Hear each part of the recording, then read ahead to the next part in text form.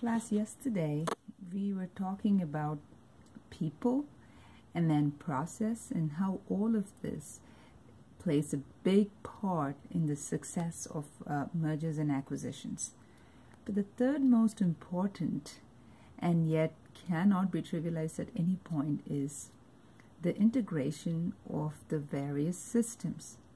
Just to get an idea of systems and how sometimes they're very compartmentalized into, as I said, watertight compartments. They could be perhaps even be operating in silos, but it doesn't matter how are we going to integrate each of these.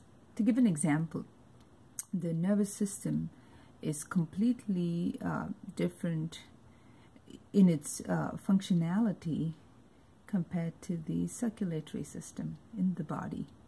Likewise, there are several systems that we have.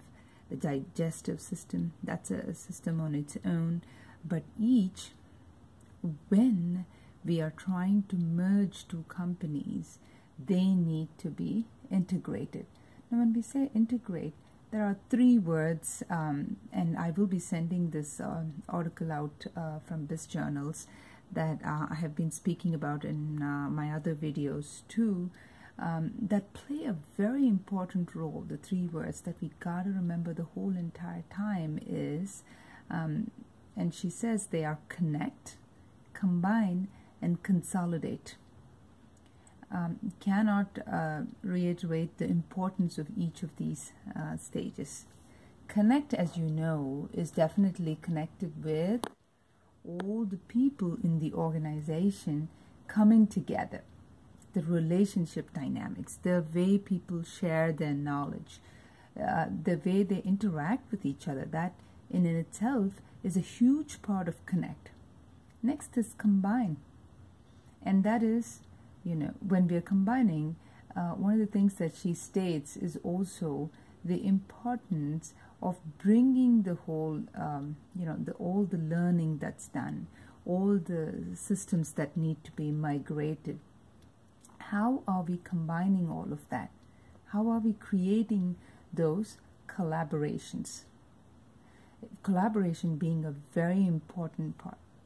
If we do not collaborate between the two organizations, that could be a lot of miscommunications and confusions. And like we were discussing, migration of these systems, that plays a huge role. And next is, of course, consolidation. And like we previously said, culture, right? We are having several cultures coming together, especially if they, like we discussed, they could be tight cultures, loose cultures, and there are various other cultural differentiations, but now they all will have to consolidate. And when this happens, that is when you have the integration of the system.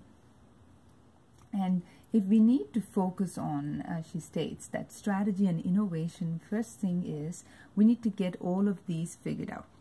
There is no way we can focus on those aspects such as strategy and innovation when all of these have loose ends and they are not consolidated, in the way that we desire for everyone to work under one roof. The key thing throughout all of this is a very effective communication plan. And if there are shareholders and investors, which there will be in all public traded companies, are they told about this whole thing? Are they in the communication loop, right?